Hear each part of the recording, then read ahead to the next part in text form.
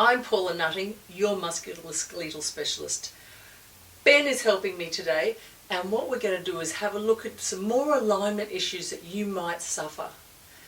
Think about walking up a flight of stairs. When you stand on one leg, the whole of your body is supporting you. As you take a step forward and a step forward, the arms move and the back muscles have to stay strong and the opposite buttocks hold strong as well. Some of you are familiar with something that's called Piriformis Pain. Some of you will know it more, that you get this burning sharp pull or a sciatic pain that comes down to around about behind the knee. It's not necessarily sciatic nerve pain. Quite often what it is that the little tiny piriformis muscle squeezes tight and pinches on the nerve, and that's a familiar sense that we get.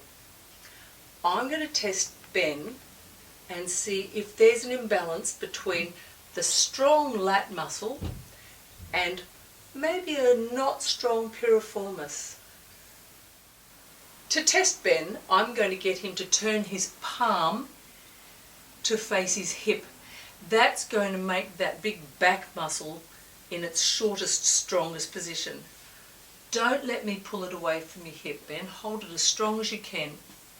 Yeah, so I can actually pull it away. That's one of the two tests I'm going to use. The second test, how tight is his piriformis? So, bring that knee up.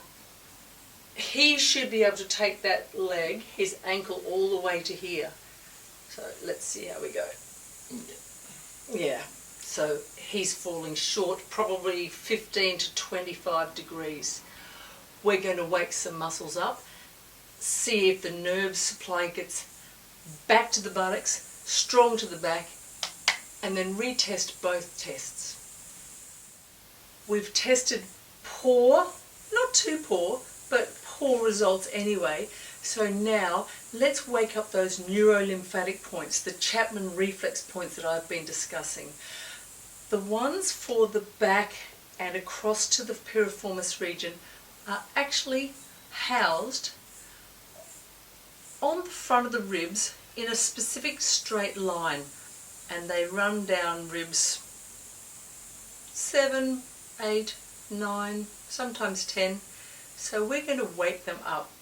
Now, this can be really hyper-irritable and tickle, and Ben's doing his very best job not to go completely into tickle mode and push me away. Sometimes it's very, very tender, very, very ticklish, and if that's the case, just pop a little towel or a shirt or something.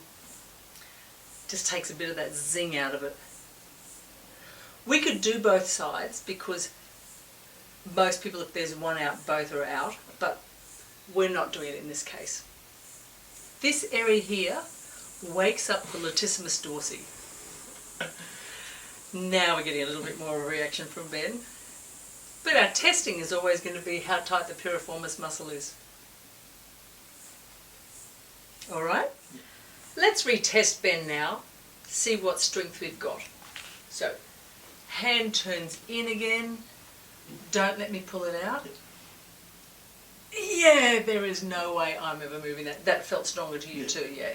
Okay. That's one half of the puzzle. Now we're going to test to see if his piriformis length has improved at all. And it actually feels softer just even coming up through that range. Yeah, that's a big difference. Yeah. 90 degrees would be great, but this is still a very, very good result, and one that if you actually have problems with piriformis kind of syndromes, you would get a noticeable change straight away with doing that kind of activation.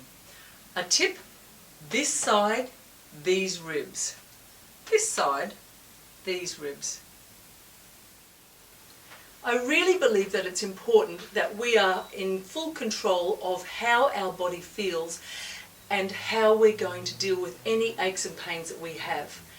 Simply by applying small rubbing or tapping, when you've got the knowledge on what areas that you need to do, is such a powerful tool. This will keep your trunk torso strong.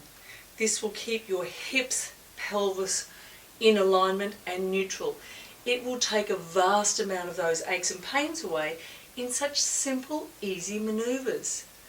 I really hope that you've liked this video.